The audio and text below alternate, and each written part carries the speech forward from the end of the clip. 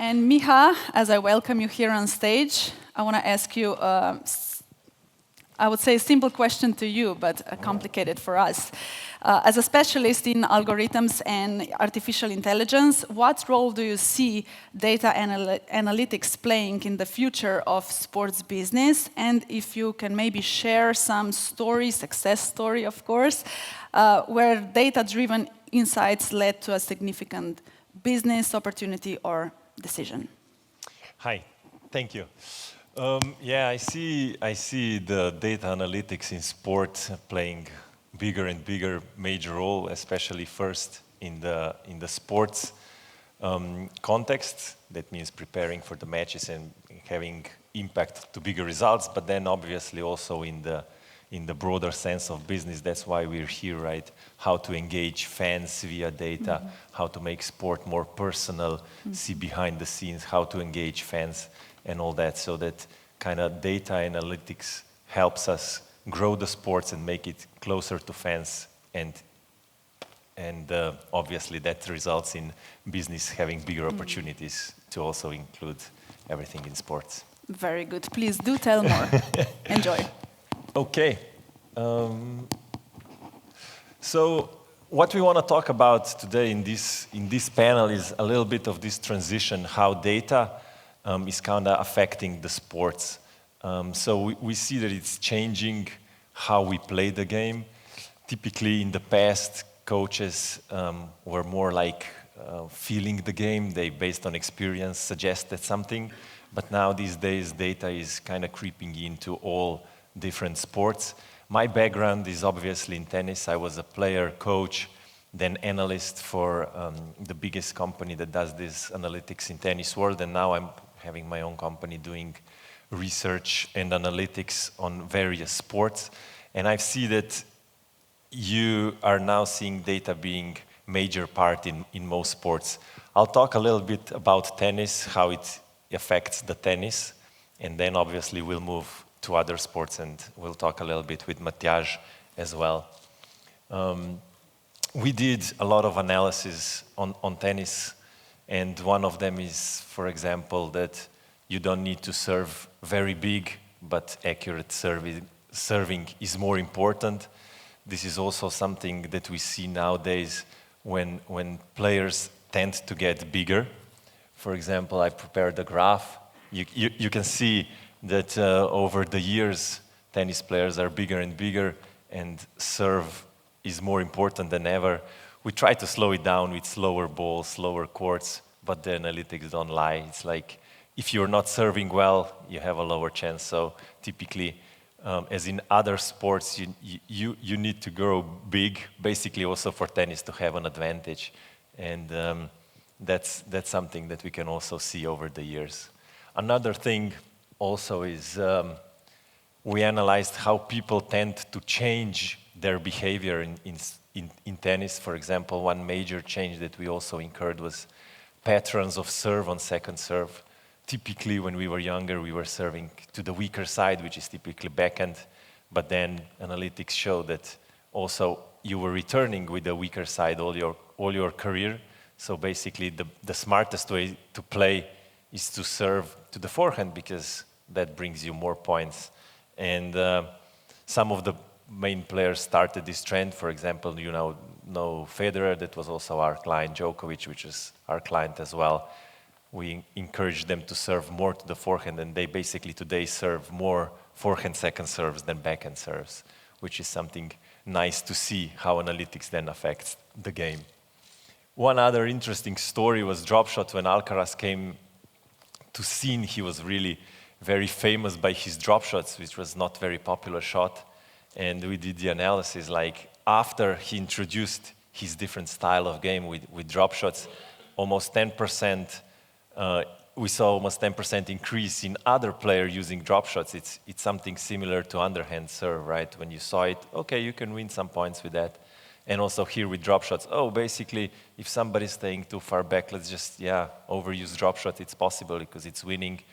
And Alcaraz was one player that kind of introduced this whole new way of playing, right? And it's not just done in tennis. This was just a few examples of tennis. We have much more, but it's it's very known also for basketball. For example, here is, I think, the most famous analysis of how many three-point attempts there is today in the NBA.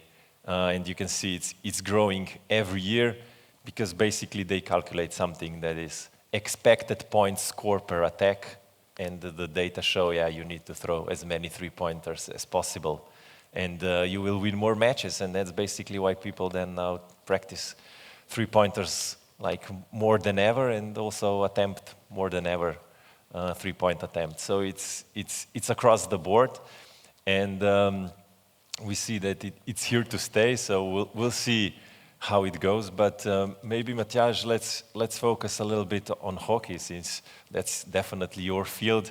As a captain for Slovenian national team and chief pro scout for LA Kings, how do you view the future of analytics and maybe artificial intelligence in hockey? We know that NHL now has the technology available to track players and pucks, basically almost live. And so now the coaches have all this data at their disposal. How do you see this technology affecting NHL?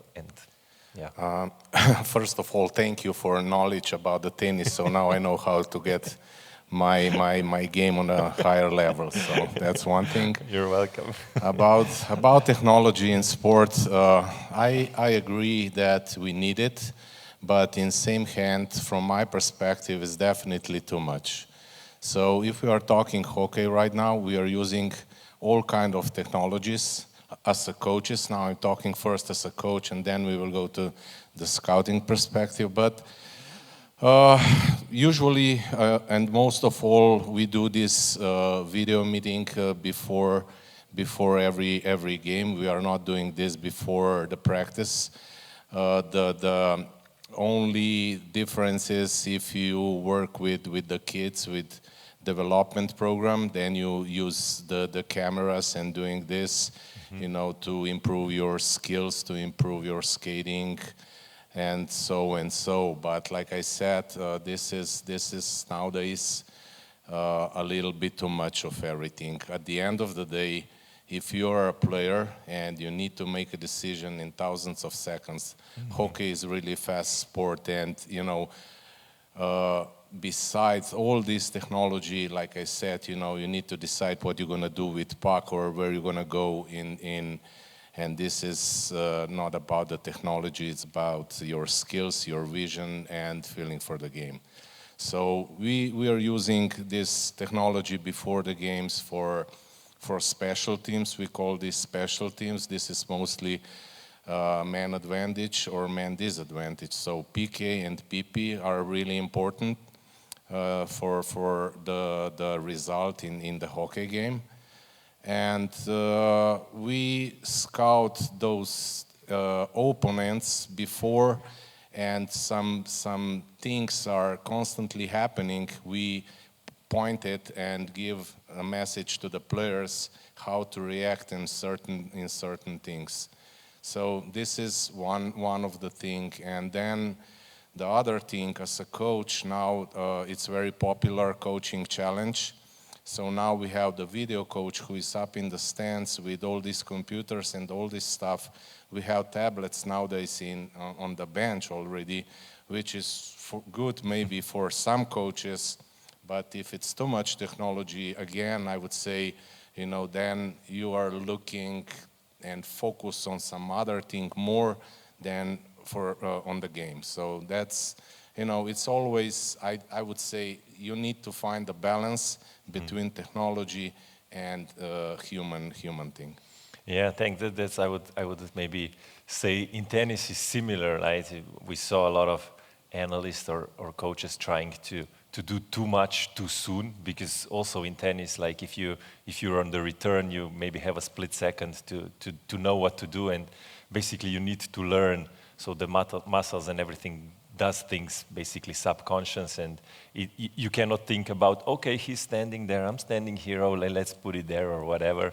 It's maybe, as you mentioned, some details. Nusha asked me before, maybe if I have some example, now maybe it's a good time. We were working with Roger Federer back in the day when he was still playing And before one match in Australian Open, he asked us for a specific player, what does he do if I drop shot him, right? Like, is he gonna play down the line? Is he gonna cross? And we analyze the data and say, look, he's mostly gonna play down the line, typically. Like, it's nothing for sure, like it's 80% of the time he goes there, right? And then they play a fifth set tiebreak, right, after 4 or 5 hours of playing, and then Roger plays his first drop shot, and we were like back on couch watching TV, what's gonna happen, and then he played it down the line. Federer was waiting and won the point, and he was like, yeah, good analytics tip. So that's one example. But maybe, how do you see maybe an older and younger generation, like how are they looking at the technology? Do you think they want it more younger or Gen Z, or is it like similar, or is it maybe that the older players, because they have more experience, they tend to play the game more with their feelings and less with maybe data? Yeah, in my days when we played the game, you know, there was almost nothing. We had like videos and this kind of stuff, but not that much. Like I said before, right now I think this is too much. And comparing older and younger, right now, that's the huge challenge for every coach. So older players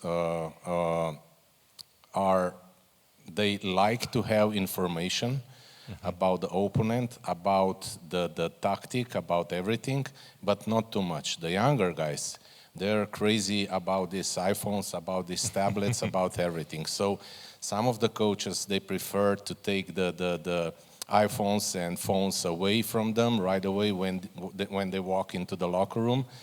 But in same hand, this is also kind of scary because this is their privacy, and I never do this. You know, I rather try to explain them why is that not good for them, because the focus is there. Maybe the girlfriend sending a message and he's reading this, you know, before the practice, and some bad news, you know, can completely, you know, kill him, and he's not going to practice like he should practice. So always you need to find out what kind of group of players you have, and then you need to adjust everything, you know, because in tennis it's easier. You know, you have one guy, and I have 25 guys, you know, in the locker room. So you need to be flexible. Even, you know, you need to have like, they need to respect you, and then it's a little easier. But younger guys, you know, I go crazy sometimes because those guys, they're coming to the bench and now have some tablets there during the game, and they do analyze between two shifts. So this is really not good, because focus is somewhere else. Focus is not on your next shift, on your communication with your guys. We have 5 guys on the field plus goal in the net, and the communication in hockey is really important. I think more than information from the tablets. Yeah, I would agree. And then also you need the chemistry. You need to see what happened before on the courts, right, on the ice. What about Anže? Like, I saw him in the past using the wristband.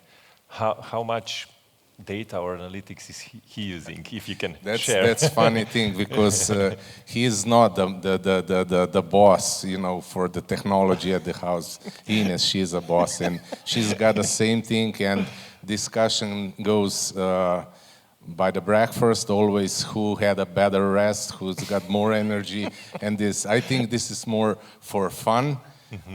This Whoop or whatever they call. So that's one thing. But the other technology, you know, they're listening music. They have these long travels. They have you know, plugs in the ears, and they have iPhones, tablets, and everything, of course, because world goes that way. And you know, if you are not following, you are maybe behind, on the wrong side. But you know, that's not my opinion.